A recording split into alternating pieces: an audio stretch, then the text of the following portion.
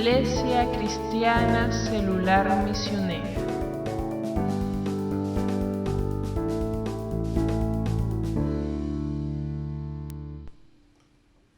Dios les bendiga, hermanos y amigos. Bienvenidos a esta transmisión del culto central de su Iglesia Cristiana Celular Misionera de las Asambleas de Dios del Perú. Qué gusto poder conectarme nuevamente con ustedes como cada semana.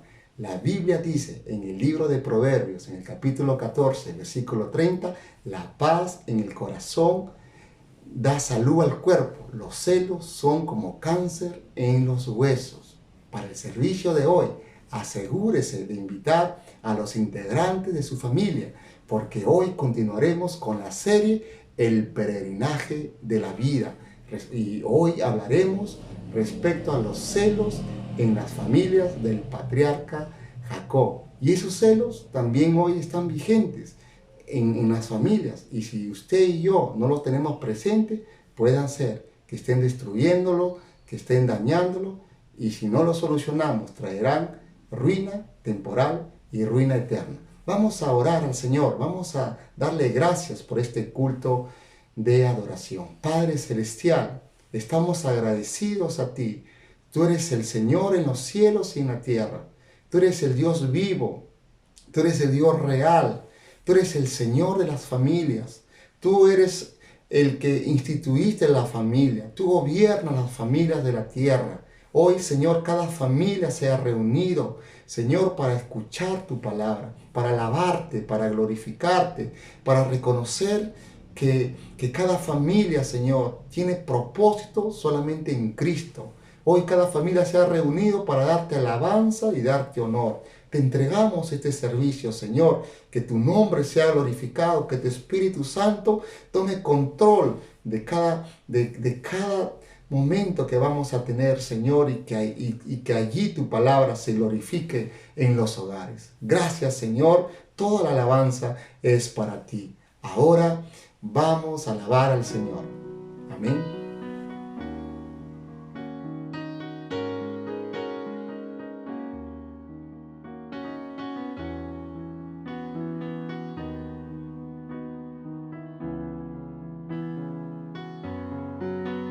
Tu amor por mí es más dulce que la miel y tu misericordia es nueva cada día. Tu amor por mí es más dulce que la miel y tu misericordia es nueva cada día. Es por eso que te alabo, es por eso que te sirvo, es por eso que te doy todo mi amor. Es por eso que te alabo, es por eso que te sirvo, es por eso que te doy todo mi amor. Es por eso que te alabo, es por eso que te sirvo, es por eso que te doy todo mi amor. Es por eso que te alabo, es por eso que te sirvo, es por eso que te doy todo mi amor.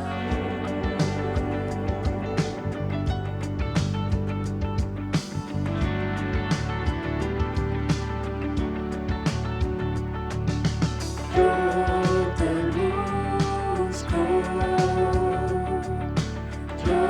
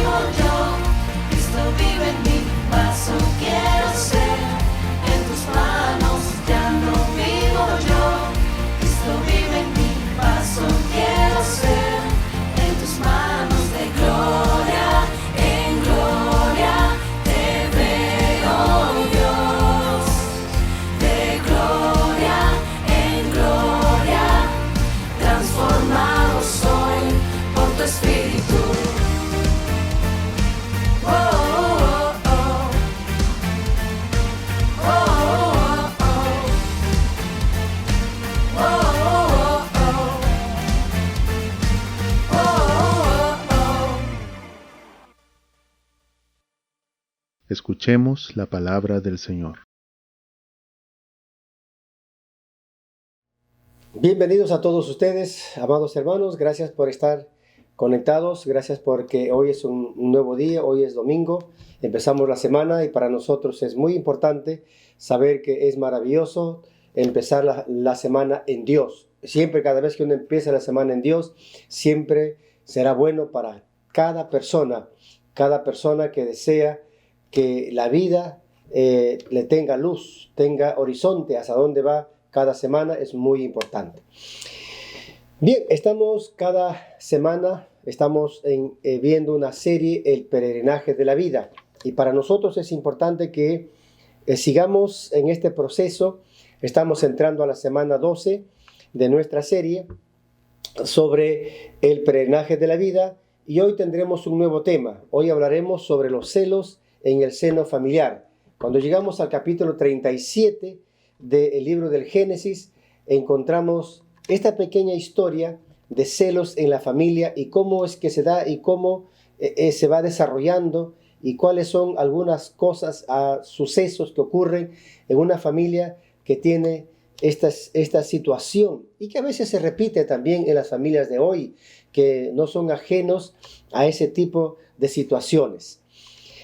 En realidad, los celos es un problema, digamos, milenario. ¿Por qué milenario? Porque no ha empezado con esta ni con la anterior generación, sino que han empezado con miles de generaciones atrás. Dice la palabra del Señor en el libro del Génesis, en el capítulo 4. Ahí nosotros encontramos la primera historia, por así decirlo, de los celos en la familia. Caín y Abel. Encontramos dos hermanos que el mayor estaba celándolo al menor porque el menor había logrado establecer una mejor relación con Dios, una relación más íntima, más cordial, una relación que había entendido que Dios siempre le contestaba sus oraciones y cuando presentaba sus ofrendas, Dios lo recibía y había aprendido a caminar derecho delante de Dios. Sin embargo, su hermano Caín, un poco desordenado, un poco llevando una doble vida, una vida en casa y otra vida fuera de casa. Finalmente Dios no aceptaba ese tipo de ofrendas porque obviamente no era un hombre derecho, no era un hombre correcto, no era un hombre íntegro. Y finalmente él al ver que su hermano sí pues era favorecido por Dios, él le tuvo envidia, le tuvo celos y entonces, y claro, terminó una tragedia porque lo terminó quitando la vida. Entonces los celos muchas veces cuando se daña el hogar y no se solucionan con tiempo, entonces pueden traer y terminar en terribles tragedias, como sucedió aquí. Hoy hablaremos sobre los celos en la familia, los celos familiares en la familia de Jacob, cómo es que se dieron allí. Entonces uno se pregunta, ¿cómo se manifiesta los celos entre los miembros de una familia?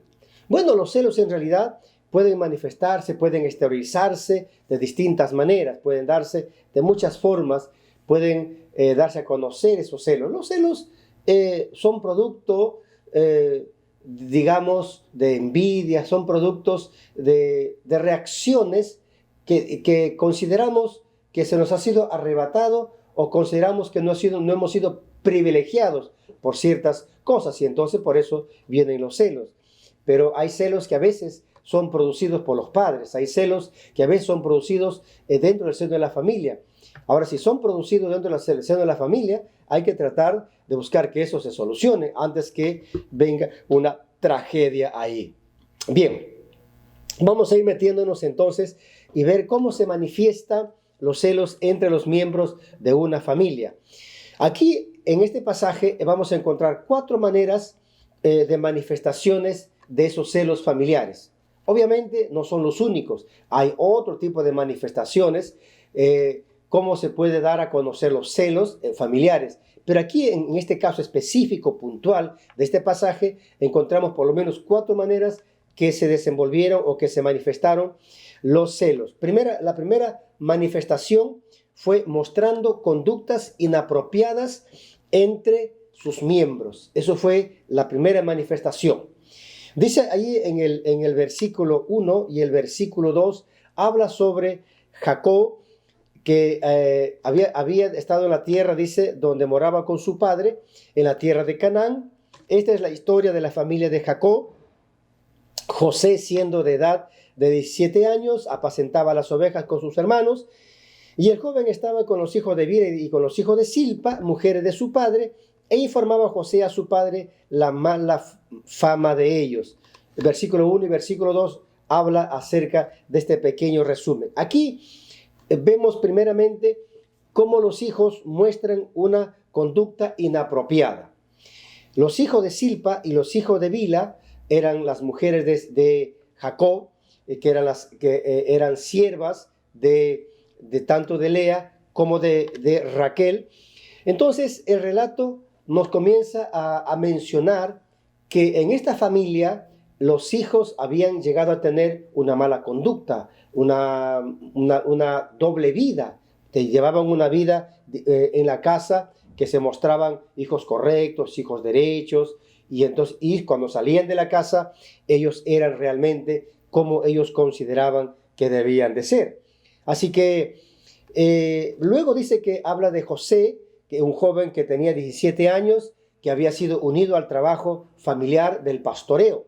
Su padre le dijo, bueno, hijo, ya tienes 17 años, tienes que empezar a ir a trabajar en las ovejas también, ese es el trabajo, esa es la empresa familiar, así que hay que ir a trabajar, pero te vas a ir a trabajar con los hijos de Silpa y de Bilha, que es decir, con Dan, con Neftalí y con Aser. Vas a ir con ellos, van a ir con ellos a pastorear, porque no quiero que tengas problemas con tus hermanos de los hijos de Lea. Bueno, porque había ciertas rivalidades, porque recuerde que había una rivalidad entre Lea y Raquel, había ciertas tensiones. Y entonces cuando nace José, la tensión se hizo un poco más evidente entre ellas. Así que en este trabajo, José se había dado cuenta que sus hermanos con quienes estaba trabajando, a quien su padre le había puesto que trabajara con ellos, tenían un testimonio realmente pésimo. Así que viendo él ese mal testimonio que tenían, él decidió no ser parte de ellos en esa actitud, en esa forma de ser, que seguramente los incitaban a este joven a ser como ellos. Pero él decidió por voluntad propia no participar de sus malas acciones. A pesar de su juventud, tenía 17 años y él podía, meterse también a ese tipo de vida. Pero él sabía que era un hombre de confianza, que su padre tenía mucha confianza, así que él no le quiso fallar a su padre. Dijo, esto no lo voy a hacer porque de alguna manera no quisiera y tener esa mala conducta de mis hermanos. Bueno, y ahí creo que encontramos una linda enseñanza para las personas en sí, ¿no? El joven que quiere hacer la diferencia solo tiene que tomar la decisión de no ser como los demás. Los demás podrán querer tener una vida y ellos han determinado tener esa vida. Bueno, es asunto de ellos.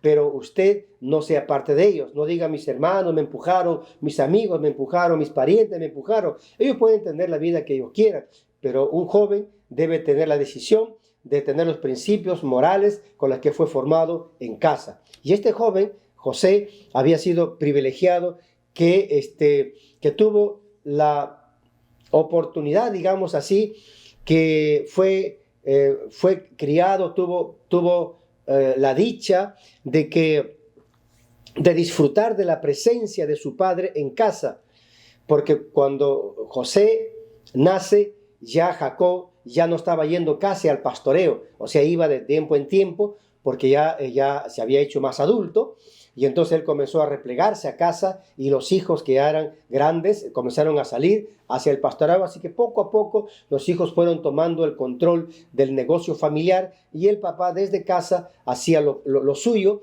guiaba, orientaba a los hijos en ese sentido. Así que José disfrutó de la compañía de su padre y de sus enseñanzas, de su formación, y eso le dio lugar a que él recibiera la palabra de Dios, él recibiera la enseñanza sobre el temor a Dios, sobre la reverencia a Dios, sobre la adoración a Dios directamente del Padre. No así fueron los hijos mayores. Lamentablemente los hijos mayores fueron criados por su mamá y sus madres le dieron lo que ellas tenían. Ellas no tenían el temor de Dios que tenía Jacob. Las mamás, las mujeres de Jacob no tenían la revelación de Dios que había tenido Jacob. Posiblemente Jacob les habló acerca del poder de Dios, de la grandeza de Dios, y no fue suficiente para que ellas se rindieran a Dios y cambiaran de dioses, porque usted sabe que hablamos cómo ellas tuvieron que enterrar sus dioses, ¿se acuerdan? Tuvieron que consagrarse, tuvieron que ellas rendirse y tuvieron que hacer una reforma espiritual en su vida, enterrando allí sus dioses, allí debajo de una encina, y tuvieron que dejar todas esas cosas allí. Pero eso obviamente habían pasado muchos años. Así que los hijos de Jacob, los primeros hijos, tuvieron más influencia de la madre que del padre, la cual no significa que el padre no haya hecho su trabajo, su labor. Lo había hecho su trabajo, pero el trabajo que tenía Jacob era un trabajo que a veces le demandaba estar semanas afuera y a veces meses afuera. Y obviamente las esposas tenían que asumir el trabajo de crianza, de la formación de los hijos. Y a veces los hijos mayores, hermanos queridos, siempre van a necesitar la presencia de su padre, la imagen de su padre, para que los hijos en verdad puedan tener una buena dirección. Así que por eso José de alguna manera tuvo este privilegio, digamos, de estar cerca a su padre, y cuando él vio que sus hermanos se portaban mal, le dijo a su papá: mira, mis hermanos viven así, de esta manera, y obviamente conducta que su padre no estaba de acuerdo. Muy bien, entonces por un lado vemos la inconducta de los hijos. Por otro lado, otra manera de, digamos, que encontramos otra forma de manifestar la inconducta inapropiada es en los padres, pero en este caso específicamente en Jacob. ¿Qué había pasado? Dice en el versículo 3: amaba Israel a José más que a todos sus hijos, porque lo había tenido en su vejez, y le hizo una túnica de diversos colores. Ahora, aquí el padre muestra una inconducta de preferencia entre sus hijos. Eso es una inconducta en una familia donde hay celos. Ahora, eso no es correcto, eso no está bien que los padres tengan esa conducta. Eso es inapropiado. Mostrar mayor cariño, mayor amor a un hijo que al otro, eso no está bien. Eso no es sabiduría. Ahí los padres no están actuando de manera sabia y correcta. Así que con el correr del tiempo, esa actitud del padre irá contra el mismo muchacho. Porque claro, si usted le soporta, usted es consentiente con ese chico, los demás hijos van a comenzar a tenerle cierta envidia, cierta cólera, cierta ojeriza, y obviamente eso no va a ir bien a ese hijo a quien usted está consintiendo. Y lamentablemente esos chicos con el tiempo sufren. Y es lo que pasaba con José. Cuando ellos estaban con sus hermanos se burlaban y le decían cosas, le hablaban cosas, ¿no? Y entonces, ¿por qué? Porque el padre le había engreído mucho en ese sentido. Así que esa es una inconducta que los padres en verdad no deben hacer. Porque si quieren que sus hijos tengan buenas relaciones, hermanos queridos, todos los hijos tienen el mismo derecho de ser criados, de ser amados, de ser valorados, de ser educados, de ser respetados. Todos los hijos tienen el mismo derecho, y todos tienen el mismo derecho de recibir las mismas oportunidades, en hombres y mujeres. Todos tienen el mismo derecho, no porque tenga tantos años o el otro sea más simpático o qué sé yo, o porque este es mujer o porque este es hombre. No, todos los hijos tienen el mismo derecho, y no hay razón para hacer diferencia entre uno y otro. Porque esto es lo que pasó aquí. ¿Qué es lo que creó esa actitud de Jacob? Que los hermanos tuvieran cierta ira, cierto descontento, cierta furia contra su hermano menor, que no tenía la culpa que su padre le esté engriendo. Muy bien, así que entonces, luego dice que le hizo una túnica. Esto es interesante porque los detallitos que a veces que muestra la palabra tienen sentido. Dice que le hizo una túnica. Dicen los comentaristas que la distinción de la túnica de diversos colores era una señal de privilegio y posición jerárquica en la familia, porque esa era una ropa de príncipes que estaba destinado para reinar. Así que estos gestos distintivos crearon fuertes tensiones cargadas de maquinaciones malignas para el futuro sobre el muchacho. Bueno, el padre con cariño lo hacía, pues por supuesto, pero los demás hijos dijeron, ¿y mi túnica? ¿Y la túnica de él? ¿Y nuestra túnica dónde está? ¿Por qué solamente a él? ¿Se da cuenta? Entonces hay que tener mucho cuidado en eso. Entonces, y eso hizo que los hermanos tuvieran un trato violento, los hermanos mayores tuvieron un trato violento con él. Dice en el versículo 4, viendo sus hermanos que su padre lo amaba más que a todos sus hermanos, le aborrecían y no podían hablarle pacíficamente. Y esto es horroroso. No le podían hablar con tranquilidad, con cariño a José. No le podían hablar con respeto. Le hablaban con violencia. Dice, y no podían hablarle pacíficamente porque le aborrecían. Y eso es grave. ¿Y por qué? ¿Quién era el responsable en ese sentido? Ahora, obviamente era de esperarse que este trato recibiría José de sus hermanos debido a que se sentían relegados por el padre, que se sentían que el padre no les estaba dando el mismo cariño y el mismo calor a ellos y la misma consideración que a ese hijo. Muy bien, así que los celos de sus hermanos se hicieron evidentes con el maltrato que le daban en todo momento. Por lo general, los padres a veces suelen justificar sus hechos de preferencia, ¿no? A veces dicen, no, pero hijo, pero tolera a este hermano menor, es muchacho, tolérale. Sí, pero cuando el mayor tenía su edad, usted no lo toleraba. Usted también era grande y usted no lo toleraba, usted le daba, lo cenaba o lo exigía. Ahora, no está mal que uno lo exija a los hijos, ¿por qué lo exigía? Porque usted consideraba que era correcto. Pero ahora, claro, usted ya está más adulto, está más mayor, y entonces ahora tiene un hijo pequeño, y entonces usted lo tolera. Entonces los hermanos mayores se enardecen, pues, y dice, ¿por qué? A mí me mandaba a dormir a las 9 de la noche, y ahora él sigue a las 11 de la noche, sigue mirando televisión. A mí me hacías comerte la comida, y él te deja la comida. A mí me decía que debo llegar a las 8 de la noche, este llega a las 10 de la noche, a veces a las 11 de la noche. ¿Se da cuenta la diferencia? Dice, no, pastor, yo no hago diferencias en mi casa, yo jamás he hecho diferencia. Pregunte a sus hijos, pregunte a los mayores, a los menores no, pregunte a los mayores. Pregúntele, diga, hijo, quiero que seas sincero conmigo. ¿Has visto que yo hago diferencia entre tú y tus hermanos menores? Dime con todo sinceridad, yo no te voy a hacer nada. Claro, porque los mayores siempre tienen un poquito de respeto, y a los menores casi no. Entonces, le va a decir, bueno, mira papá o mira mamá, la verdad, ¿quieres que te diga la verdad? No te vas a molestar. Bueno, ya con esa introducción, usted ya debe saber lo que viene.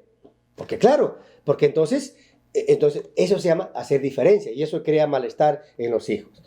Muy bien, entonces eso es lo primero. Lo segundo, la segunda forma de manifestarse los celos en un miembro de familia es cuando se juzgan las cosas espirituales con una mente natural. Mire lo que pasó aquí. Dice en el versículo 5, y José soñó un sueño y le contó a sus hermanos y ellos llegaron a aborrecerle más todavía. Y ahí continúa el sueño. ¿Qué es lo que sucede? Ese sueño que él comenzó a tener no eran sueños naturales, no eran sueños productos de sus buenos deseos, eran sueños que venían de Dios. Y lo mejor habría sido, oh, wow, José, qué sueños tan lindos, ¿verdad que tienes? ¿Qué tendrá Dios para ti? ¿Qué es lo que Dios te querrá decir? Sería bueno que hablemos con nuestro Padre, porque Él es más experimentado en los sueños. Él nos ha contado sus sueños que ha tenido allá en Betel, allá cuando Dios se le apareció. Sería bueno que lo contemos a papá. Qué lindo tan sueño. Me gusta. No sé por qué Dios te dio ese sueño a ti. Pero no reaccionaron así. Dice aquí que cuando les contó el sueño, le aborrecían más todavía. O sea, más odio, más ira, más.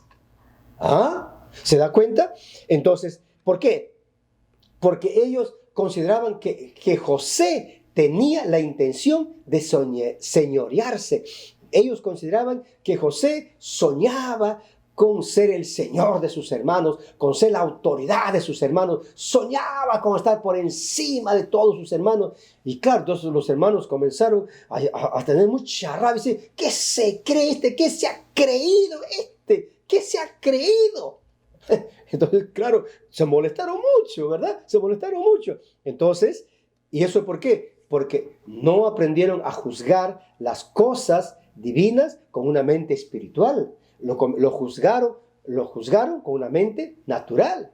Y también hasta su padre cayó en el mismo problema. Cuando usted mira allí, sigue mirando el pasaje, dice que su padre también reaccionó mal contra eso. Y le dijo, ¿qué sueño es este? Y le reprendió a su hijo. ¿Piensas que yo y tu madre y tus hermanos vamos a venir a inclinarnos bajo tu autoridad? ¿Qué sueño tan absurdo es eso? Y ahora estamos hablando con el patriarca, estamos hablando con un hombre que oye a Dios, estamos hablando con un hombre que sabe escuchar la revelación de Dios, que también tiene sueños, que Dios le ha dado sueños y Dios le da un mensaje por los sueños. Pero cuando hay celos en la familia, cuando hay celos internos, entonces uno deja de ser sensible a la voz del Señor, deja de ser sensible a la voz de Dios y se mezcla entre lo espiritual con lo natural, con lo carnal. Ya no se puede discernir. Así que entonces por eso es muy importante que uno tenga cuidado de cómo se trata las cosas. Ahora, ¿qué más? En tercer lugar, ¿cómo se manifiesta los celos entre los miembros de una familia? ¿De qué manera se manifiesta? Vamos, en tercer lugar, hay intrigas entre hermanos que se hacen cada vez más evidentes. Las intrigas entre hermanos. Es otra evidencia, otra manifestación que en la casa hay celos. Los hermanos comienzan a conspirar. Mira lo que dice el versículo 18. Cuando ellos lo vieron de lejos, está hablando acerca los hermanos que vieron a José, antes que llegara cerca de ellos, conspiraron contra él para matarle. Mire la palabra que usa la Reina Valera, conspiraron. Y dijeron el uno al otro, he aquí viene el soñador, versículo 20, ahora pues venid y matémosle y echémosles en una cisterna y diremos, alguna mala bestia lo devoró y veremos qué será de sus sueños. ¡Wow! Aquí, mire cómo se unen para el mal. Cuando hay intrigas, cuando hay un malestar hacia alguien en la familia, hermano, tenga por seguro que allí en oculto, de donde usted no ve, hay maquinaciones, hay intrigas allí contra alguien, contra esa persona que lamentablemente no se superaron esos celos contra esa persona. ¿Y qué hicieron aquí? Conspiraron. Así que entonces estos hermanos se unieron para el mal, se unieron para tratar de darle muerte. Pero gracias a Dios que allí había un hombre sensato que era Rubén y dijo, no hagamos eso, no lo vamos a matar, es nuestro hermano y por lo tanto no vamos a levantar nuestra mano contra él. No es así. Nosotros tenemos que respetar, tenemos que valorar, es nuestro hermano. Y qué bueno, hermanos queridos, cuando hay sensatez entre los hermanos, algunos de ellos tienen que ser sensatos, ¿no? Entonces, hay sensatez entre ellos. Rubén se levantó y no se lo permitió que sucediera cosas terribles, cosas que vayan cosas más agresivas. Y una de las cosas que Dios nos recomienda es que la familia, en los hermanos, debe haber armonía. Ahora, ¿por qué Dios nos recomienda eso? Porque se puede vivir en armonía. Dice ahí en Primera de Pedro, Dios quiere que los hermanos vivamos en armonía, que nos amemos unos a otros, que practiquemos el amor fraternal, que practiquemos la misericordia, la compasión, siendo amigables unos con otros. ¿Se da cuenta? Eso dice 1 de Pedro 3:8. ¿Se puede? Claro que se puede. Es lo que Dios quiere que se haga. Es lo que el Señor quiere que se haga. Entonces, es importante que nosotros tratemos y logremos, mis amados, que logremos cultivar esa relación. Pero lamentablemente nosotros sabemos que no siempre se vive de la manera establecida por Dios. La rivalidad entre hermanos siempre ha existido. Que los hermanos se hacen trampa entre sí, los hermanos discuten, los hermanos se pelean, los hermanos, qué sé yo, muchas veces se tratan mal, pero luego se amistan, luego vuelven a la concordia, luego vuelven a la amistad y siguen adelante. Pero a veces, hermano, así como en este caso, hay situaciones que no se puede, que no han podido superar los hermanos. Los padres han muerto y la rivalidad ha seguido. Los malestar ha continuado. Así que por eso es que la Biblia, la palabra del Señor, aquí nos habla y nos enseña cómo relacionarnos con las personas, cómo nos debemos relacionar con nuestros hermanos, de qué manera. Bueno, en Efesios capítulo 4, en el versículo 31 hasta el 32, allí nos habla de cómo debe ser el comportamiento, qué cosas no debemos hacer con nuestros hermanos y qué cosas sí debemos hacer. Dice en el 31, quítense de vosotros toda amargura. No debemos vivir amargos entre hermanos. Dice, quítense todo enojo. Tampoco debemos vivir enojados, porque eso ya vivir enojados y amargados, eso trae una mala relación. Porque se da cuenta lo que no debe haber en una buena relación: amargura, enojo, ira, gritería, difamación, malicia, todo eso y entre otras cosas, eso no debe haber, porque eso hace que hablemos cosas malignas al hermano, eso hace que nosotros nos comportemos de una manera incorrecta.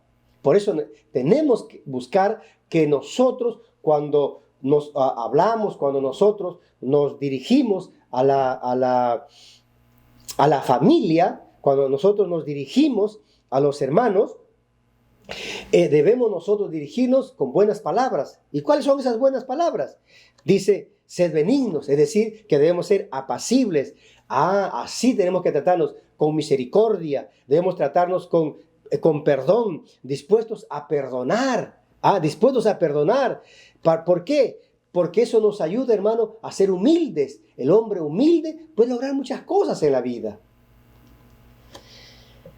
Ahora, ¿qué pasa si nosotros no logramos tener un buen trato? ¿Qué sucede si no logramos que revertir ese mal comportamiento? ¿Qué va a pasar? ¿Qué va a suceder? Mire lo que va a pasar. Escuche lo que va a pasar. Lo que va a encontrar es traición entre los hermanos. Y es lo que pasó aquí. Entonces, dice el versículo 27, venid y vendámosle a los ismaelitas, y no sea nuestro hermano, no sea nuestra mano sobre él, porque él es nuestro hermano, nuestra propia carne. Y sus hermanos convinieron con él, que era Judá. Y cuando pasaban los madianitas mercaderes, sacaron ellos a José de la cisterna y le trajeron arriba y le vendieron a los ismaelitas por 20 pesos de plata y llevaron a José a Egipto. Versículos 27 y 28 de este capítulo 37. Ellos finalmente pensaron así: terminamos con los sueños de este soñador. Sus hermanos pensaron que se acabó. Lo que ellos no sabían, que estaban enviándolo al lugar de su entrenamiento para convertirse en aquello que Dios le estaba mostrando a este joven José, lo que debería ser en el futuro. Pero que los hermanos mayores, al escuchar, y se llenaban de tanta cólera, que ellos estaban haciendo todo lo posible para que evitaran que él se erigiera como autoridad sobre sus vidas. Lo que ellos no entendieron y nunca supieron, tampoco José lo supo, es que él iba a ser autoridad en otro lugar, en otra nación. Dios no se lo dijo dónde iba a ser la autoridad. Dios no le dijo lo que Dios le dijo en el sueño es que él iba a ser su autoridad y sus hermanos y su padre iban a estar bajo su autoridad. Claro, entonces ellos pensaron que se iba a elegir ahí nada más, pero Dios tenía otros planes, pues. Así que, y por eso que el mismo José tampoco supo de qué manera. Y cuando lo vendieron, Él sabía que Dios lo iba a hacer autoridad, pero ahora es un esclavo. Ahora está siendo llevado a Egipto para ser vendido como un esclavo, como una mercadería al mejor postor. Es terrible, hermano. Bueno, uno puede decir que en verdad a veces situaciones como eso se presentan en la familia y es triste y es muy lastimoso que eso pase, porque los hermanos terminan difamándose, hablando mal, que sí, que mi hermano es así, que mi hermana es así, que es así, que es asá, ojalá se muriera, y comienzan a desearse malas cosas. ¿Por qué? ¿Por qué? Porque hay celos desde muy temprano en la casa, y porque lamentablemente a veces esos celos fueron alimentados por los mismos padres. Oiga, pero los hermanos ya crecieron. Los hermanos ya se hicieron adultos. Algunos ya son bien adultos. Y no está bien que hasta ahora todavía siga habiendo celos. ¿Ah? No está bien. Bueno, ¿qué más encontramos aquí? Otra forma de manifestarse, dice en el versículo 29 al 36, es deshonrando a los padres. Y esto es lo más grave. Mire, ¿a dónde puede llevar la deshonra? ¿A dónde puede llegar, los celos? Los celos te pueden llevar a deshonrar a tus padres. Dice aquí el versículo 30, el versículo 31, eso es, el versículo 31. Dice allí, entonces tomaron ellos la túnica de José y degollaron un cabrito de las cabras y tiñeron la túnica con la sangre y enviaron la túnica de colores y la trajeron a su padre y dijeron, esto hemos hallado, reconoce ahora si es la túnica de tu hijo o no. Qué terrible mentira, qué terrible ardid que habían ellos elaborado para engañar intencionalmente a su padre. ¿Qué es eso? Una burla. ¿Usted cree que engañar al padre está bien? ¿Usted cree que engañar a los padres es bueno? Es burlarse de los padres. Mis queridos, ustedes que de repente que no salen de casa todavía, que son jóvenes o adolescentes, o son niños, usted no puede estar engañando a sus padres, porque usted se está burlando de ellos. Es una burla. Entonces, es una terrible deshonra cuando los hijos intencionalmente se han puesto de acuerdo para mentir descaradamente a su padre. Esto pasó aquí. Estos hijos grandes, y ahora dicen, ¿qué hacemos? ¿Cómo le decimos qué pasó con este muchacho? ¿Qué le vamos a decir? Y ahí está la historia. Todo lo que hicieron. Es posible que los padres se hayan equivocado con el trato con los hijos, pero eso no le autoriza ni le da derecho a deshonrarlo, haciéndolo pasar como un tonto. Usted está avergonzando a sus padres de esa manera. Usted no puede burlarse de su padre de esa manera. Es lo que estaban haciendo estos muchachos. Claro, pues, no, que este viejo que todo el tiempo ha estado con él. Ahora, pues su hijito, pues, ¿dónde va a estar su hijito? ¿Ah? Es una burla, es una deshonra para el padre. Y sabe, ningún hijo puede hacerse juez de su progenitor. Un día los padres darán cuenta a Dios de sus actos, pero el deber de los hijos es honrarlo y respetarlo. Usted no puede ponerse en el lugar de Dios. Dios seguramente lo llamará a cuenta en su momento. Le dirá sus malos actos. Dará cuenta de sus malos actos. Pero usted como hijo, nosotros como hijos, nuestro deber es honrar a nuestros padres. Ahora, ¿cómo honrar a los padres? Rápidamente, podemos hablar de 3 cosas. Hay muchas formas, pero podemos hablar de 3 cosas. Primero, valorándolos. Los hijos deben reconocer el valor que ellos tienen delante del Señor. Los padres son honrados por Dios. Jamás deben avergonzarse de sus padres. Hay hijos, lamentablemente, en esta generación que se avergüenzan de sus padres. Nunca deben hablar mal de sus padres. Jamás. Recuerde que todas las personas cometen faltas en la vida y eso no hay razón para que uno lo pueda prejuzgar a sus padres. A los padres no se les ningunea. Ellos no sabrán tanto de tecnología que de repente como usted lo sabe, pero son gente sabia y entendida en la visión de la vida. Y ellos tienen mucho que enseñarle, mucho que mostrarle. Aprenda a escuchar sus consejos, aprenda a oír sus consejos. No se considera superior a sus padres, no se cree superior, no cree porque usted tiene una carrera u otra carrera y su padre no tuvo de repente esa carrera. No se cree, no se considere mejor que sus padres. Sus padres tienen la sabiduría de Dios, porque Dios le ha dado sabiduría para ser padre. Así que tenga cuidado de estar ninguneando a su padre. Los hijos deben sentirse honrados de tener a sus padres. Los hijos deben sentirse dichosos y felices de tenerlos. Hoy día hay muchos que han entendido el valor de los padres, pero ya no están. Ya no están. Ya se fueron. Hay que valorarlos. En segundo lugar, usted va a honrar a sus padres aceptando su autoridad. Cuando hay hijos, no te metas en mi vida. ¿Qué sabe qué está diciendo? No, desconozco tu autoridad. Desconozco. Y así no es. Usted tiene que, mientras vive en esa casa, usted tiene que respetar esa autoridad. Bueno, si usted considera que ya no es tiempo de vivir allí, bueno, pues, usted alquilará su departamento, alquilará una habitación, y bueno, y usted vivirá allí. Ya vivirá allá, y ahí su padre no le va a ir a ordenar. Ahí su padre lo que va a hacer es aconsejarle, y usted si quiere lo tomará, si no, no. ¿Ah? Pero mientras usted vive en casa, usted tiene que respetar esa autoridad, usted tiene que aceptar voluntariamente esa autoridad. Esto es importante. Aprendamos de Jesús. Jesús dice que él, cuando tuvo 12 años, sus padres lo encontraron allá en el templo y le dijeron, hijo, te hemos buscado.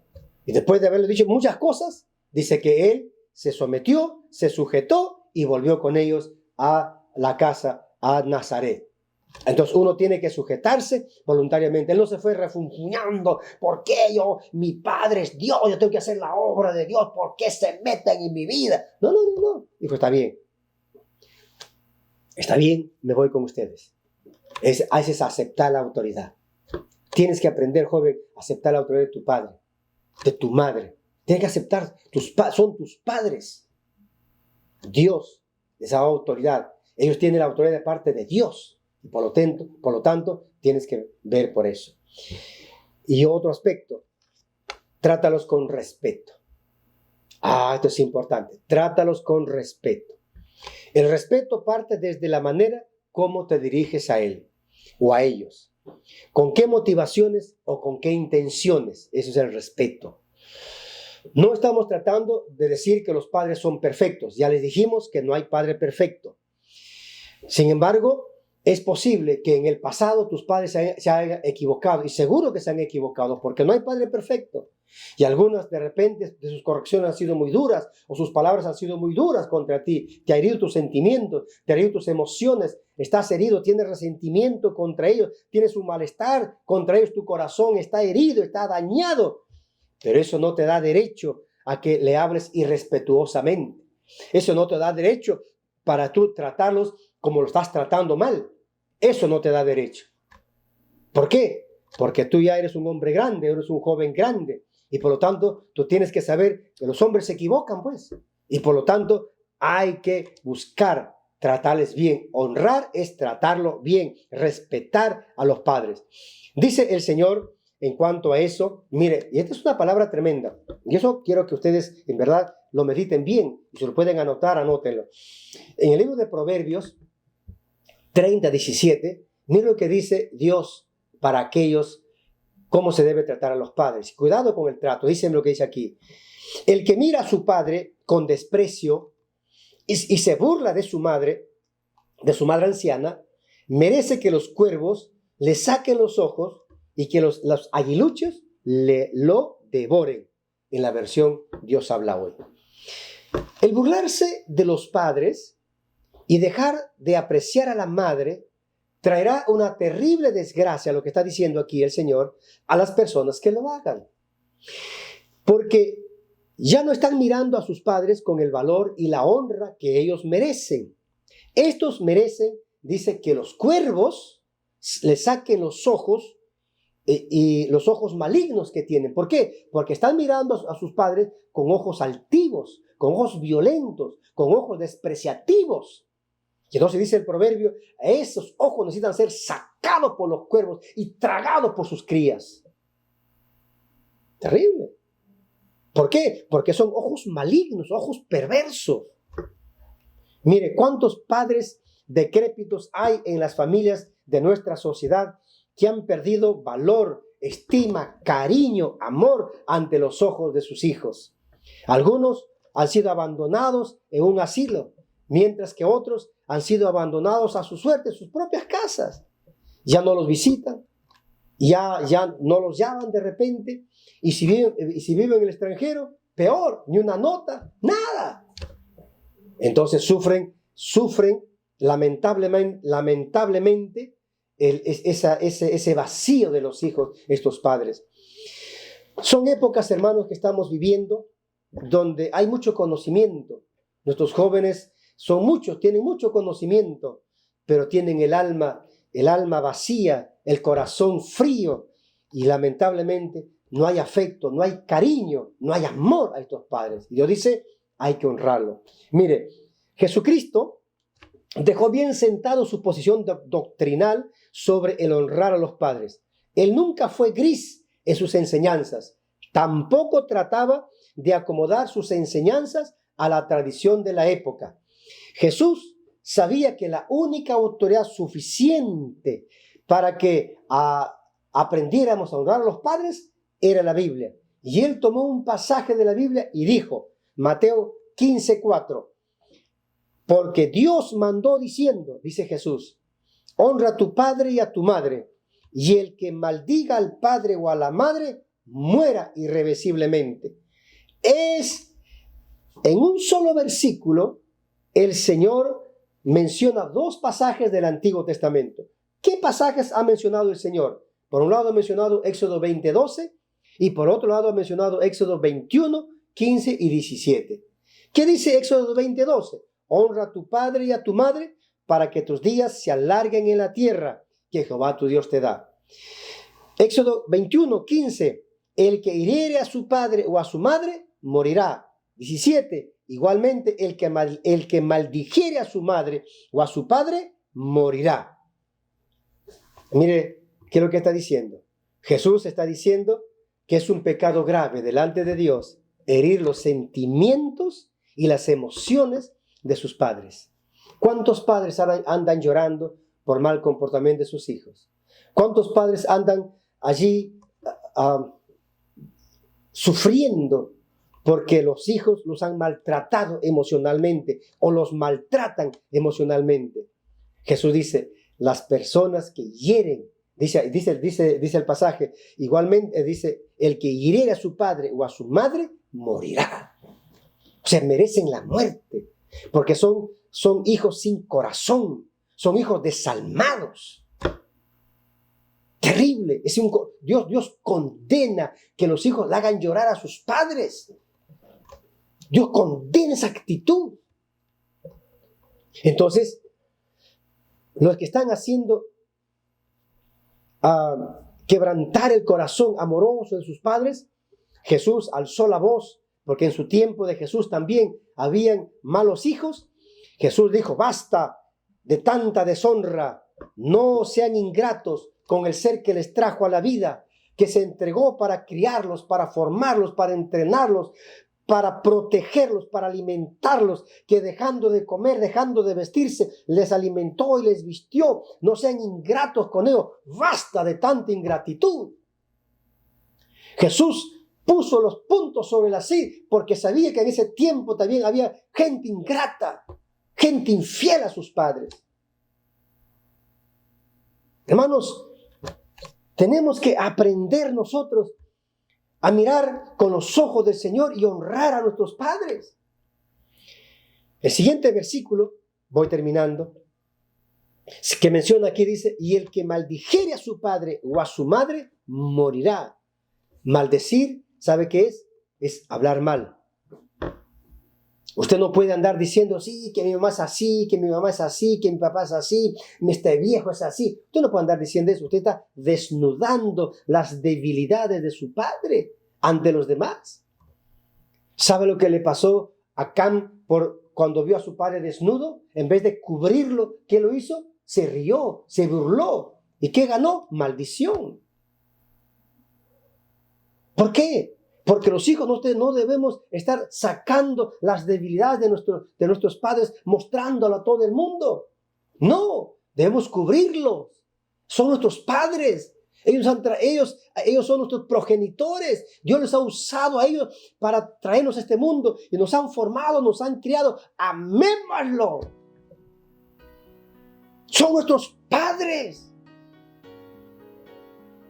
¿Qué está pasando con esta generación? ¿Qué está sucediendo con estos hijos de hoy? Por eso dice aquí, no expongan a sus padres, porque el que hable mal debe morir. No merece vivir. Son malos hijos, desalmados. Eso sucede cuando en la casa hay celos. Miren cómo terminan los hijos hablando mal de los padres. Y eso no justifica. El hecho de que los padres hayan creído más que a uno que a otro no justifica que los demás tengan que deshonrar a sus padres. No. Cada uno dará cuenta a Dios de sí. El padre dará cuenta a Dios. Los hijos también. Pero cuidado. Mi amado, ¿y usted cómo está? ¿Hay celos en su casa? Ustedes que son padres, ¿usted está provocando celos en su casa? ¿Ha provocado celos? Usted me dice, pastor, no, yo en mi casa, gracias a Dios, no. Pregunte a sus hijos. Si usted quiere vivir tranquilo, pregunte a sus hijos, reúne un día a sus hijos y pregúntenle. Pregúntenle. Y entonces, y gracias a Dios lo que somos de Cristo, en oración, ahí en oración, se ora, se clama, se llora, se gime, se abraza, se perdona y gloria a Dios. Ahora sí a caminar en libertad, todos libres, todos felices. Ahora sí, ámense. ¿Ah? Esa es la forma. Hijos, ¿ustedes tienen algo contra su padre? ¿Contra su madre? ¿Contra algún hermano? ¿Tienen algo? Llámense, búsquense, enfrenten la situación. No pueden vivir anidando. No pueden vivir rumiando esos celos.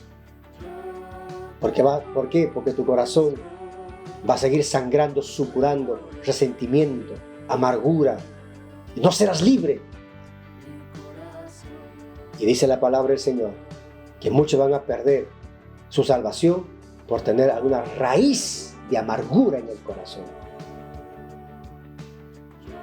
Que Dios nos ayude. Vamos a orar. Cierra tus ojitos allí. Inclina tu cabeza. Cierra tus ojitos y piensa. Piensa. Deja que el Espíritu Santo allí toque tu vida. Deja que el Espíritu Santo allí hable a tu corazón. Piensa. ¿Has hecho diferencia? ¿Has hecho diferencia? ¿Hay celos en tu casa? ¿Hay amarguras en tu casa? Oremos. Padre Santo, en el nombre de Jesús, yo te doy gracias a ti por darnos este tiempo tan maravilloso. Somos seres imperfectos, reconocemos que solo somos seres imperfectos.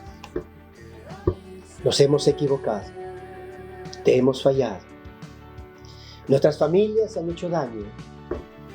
Nuestras familias, Señor, se han quebrantado. Por favor, perdónanos. Perdónanos, Señor, a evaluar y a analizar en nuestro hogar.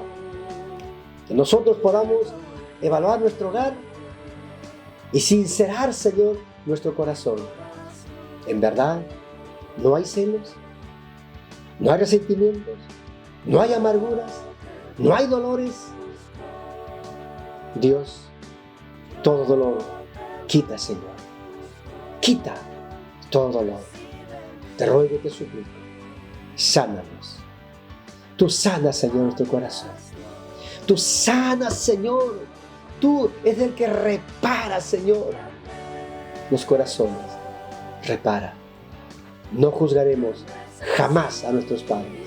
No hablaremos mal de ellos jamás. No lo haremos. Lo vamos a honrar siempre. Hablaremos bien siempre. Señor, porque la vida es terrible. Es agresiva la vida en que se vive en este mundo en el tiempo de hoy. Nosotros nos toca solamente amar a nuestros padres, así como ellos mostraron amor por nosotros. Nosotros debemos mostrar amor también por ellos. Gracias, Padre. Y que los hermanos nos amemos siempre, nos estimemos y valoremos su cariño, su esfuerzo. Muchas gracias, Padre, en el nombre de Jesús. Amén. Amén. Amados, amémonos los unos a los otros, en el nombre del Señor. Amén.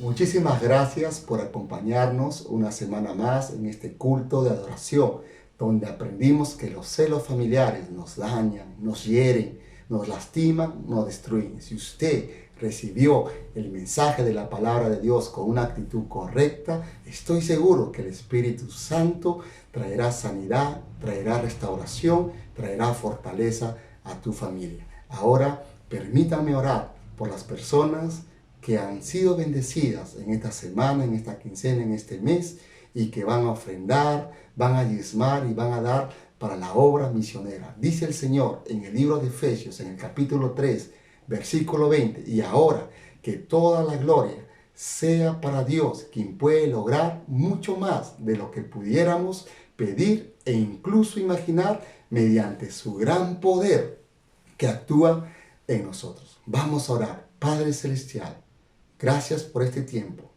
Gracias por habernos, Señor, impactado por tu poderosa palabra que hemos recibido en este día. Señor amado, nosotros sabemos que en medio de toda circunstancia, en medio de toda prueba, en medio de toda dificultad, nuestra vida, Señor, siempre debe ser, Señor, cargada de esperanza, cargada de alabanza, cargada, Señor, de fortaleza. Señor, hoy, Señor, a través de tu palabra, tú nos enseñas que tú puedes hacer mucho más de lo que podemos creer, de lo que puedes imaginar. Haz mucho más en la vida financiera, haz mucho más en la vida material, haz mucho más en la salud, haz mucho más en el trabajo, en el negocio, haz mucho más en los matrimonios, haz mucho más en nuestra vida, en nuestro servicio, haz mucho más en nuestra fe,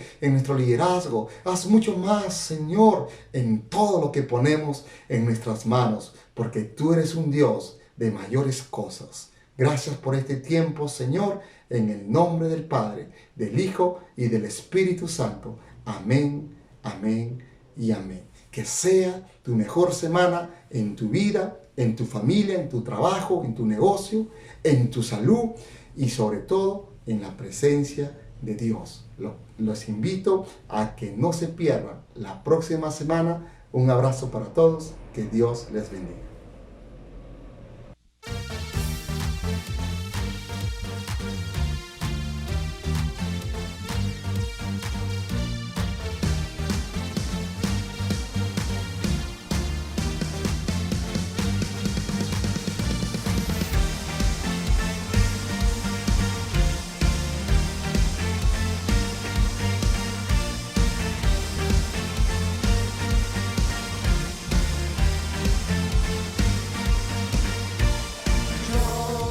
Quiero ver tu luz brillando en mí, a través de mi ser, un altar que todos puedan ver, que todos oigan que tú eres vida, la esperanza, perfecta gracia que me ha rescatado.